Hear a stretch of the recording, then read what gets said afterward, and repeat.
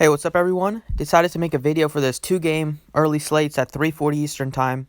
Let's jump right into it. Yesterday was great. Scored a 163 on Draftkings and scored a 184 on FanDuel. So looking to do the same today. Let's keep it going. You can drop a like and subscribe down below. Today it's just a 2-game slate like I mentioned. We have like 2 guys that you could actually play at pitchers in Maeda and Arrieta for cash. And then, you could get sneaky with the other 2 if you want, but I'm not playing them in cash games. It's going to be Kenta Maeda's first at 8,800. He's been pretty good this season. He's averaging about a strikeout per inning. He has a decently low ERA. He doesn't walk that many guys. He does give up some home runs. So I wouldn't mind taking a chance and throwing a few Diamondbacks at him. And he also doesn't go very deep into games. He's getting pulled at like 80s a lot of the time.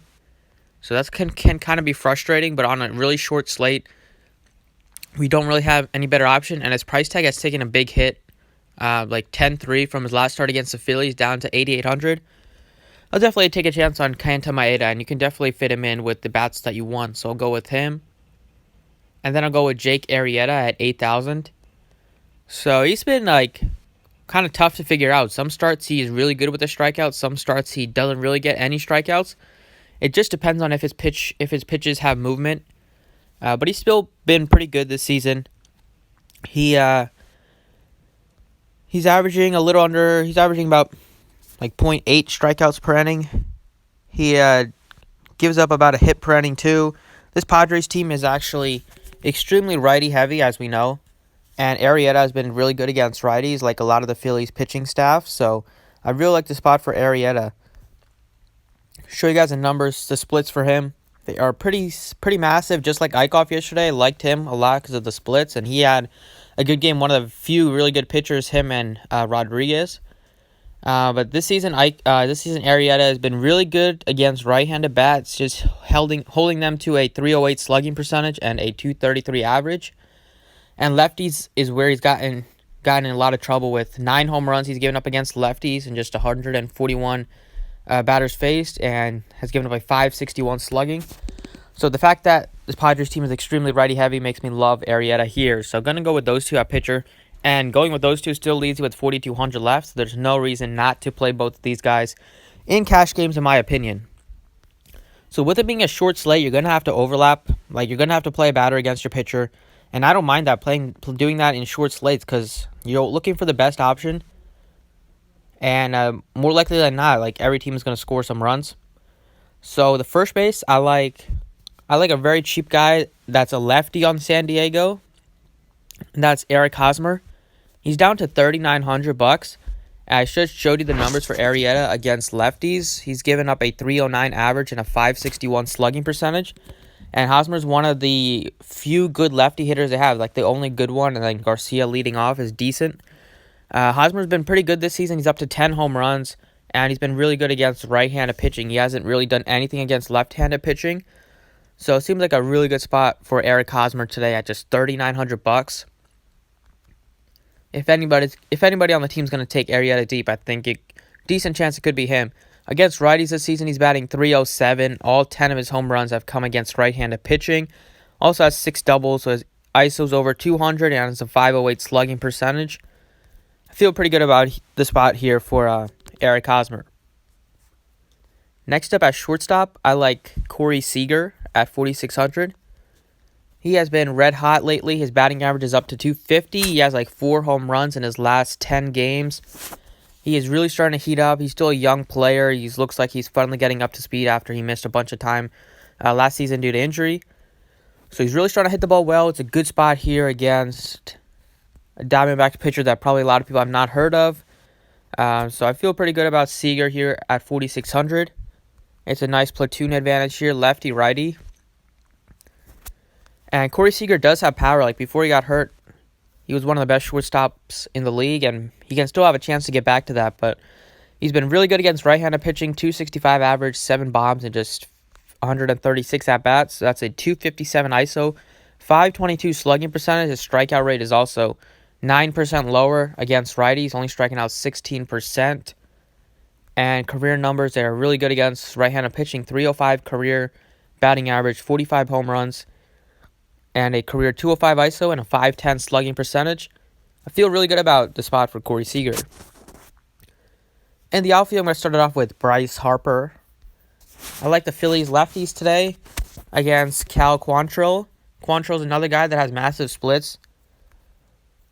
So, show you the numbers for Quantrill. He hasn't been very good this season. His ERA is over 5 in the major leagues. He is getting really hit hard against lefties. Lefties have crushed him. 340 average given up to lefties, a 642 slugging percentage. The Phillies don't have a ton of lefties, but they have two really good ones that I want to target. He's also not been good at home, as home ERA is 6.75. His home run per 9 rate is 1.38 to lefties. He only has a 16% K rate to lefties. And for a guy in Bryce Harper that strikes out an absolute ton, the fact that he only has a 16% strikeout rate to lefties makes it feel like Harper's going to be able to put the ball in play, because he is striking out an insane amount this season, 79 Ks and just 227 at-bats. And he has been hitting the ball well as of late, a bunch of doubles and a bunch of home runs for him the last 2 weeks. So I love Harper here on the Philly side. And then I'm going to have to go with the new addition, Jay Bruce. Another lefty. Bruce is at 4,600. What a way to start off his Phillies career. Started his first game, had 2 home runs, had a grand slam, 3 hits, another double. And the fact that the Mariners paid 18 of his $21 million salary just shows you how the Phillies fleeced another trade in getting Jay Bruce. Just an insane amount of power for him. He has 16 bombs on the season, just 172 at-bats. I love Jay Bruce here just because of Quantrill's numbers against lefties, and I feel like Bruce is a streaky hitter, so if he's hot, he can stay hot. And it looks like he's starting fresh with his new team in the Phillies. Bruce has 10 home runs this season against righties. He's also been hitting lefties well with 6 bombs. So he has a 315 ISO to right-handed pitching this season. Really, really good stuff. And career-wise, he has 255 average, career average, and a 233 career ISO. And look at Harper's numbers this season to right-handed pitching. So Harper's hitting, he's been a little better against lefties too. He can hit left-handed pitching well also. Just a 229 average against righties. But the fact that Quantrill's struggles are against lefties, I feel pretty good about it. And it's a small sample size for Harper. He still has over a 200 ISO, and career-wise, he's been a much better hitter against righties.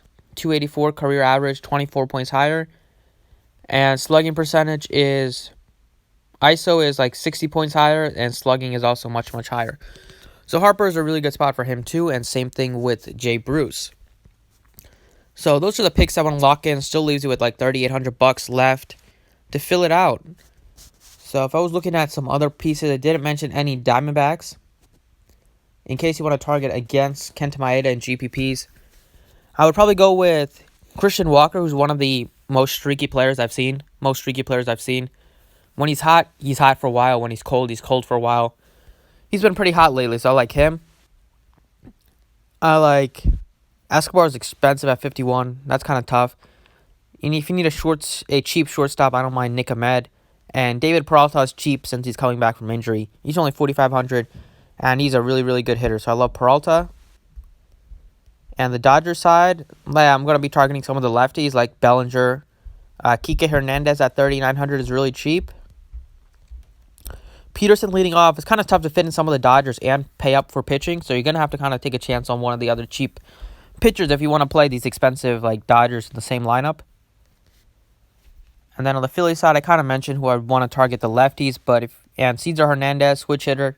Don't mind him at second base. I also don't mind Scott Kingery. Jetpacks has been really hitting the ball well this season. Still hitting 333 on the season, and he has been flashing a lot of power.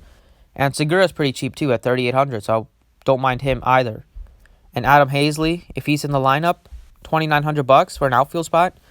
You can sign me up for that. He's a good prospect for the Phillies organization. Is going to get playing time with the Phillies, dealing with a lot of injuries and Odubel Herrera suspension in the outfield. So he's going to get playing time. He seems like a good bet. And on the Padres, Even though he's not a lefty, Franmil Reyes is a really streaky, and he has a ton of power. You can take anybody deep. You can take the bullpen deep, too. He's cheap at 4,100. Him and Manny Machado are the two guys I want to target on the Padres as one-offs. Like, the fact that Hunter Renfroe is 5,300 and Reyes is 4,100 just shows you that Draftkings' pricing algorithm is all messed up. But anyway, that should do it for the video. Hopefully this gives you some insight on who to target for this 2-game slate. Thanks for watching. Check out the other videos for today, the baseball video and the basketball video. And good luck today.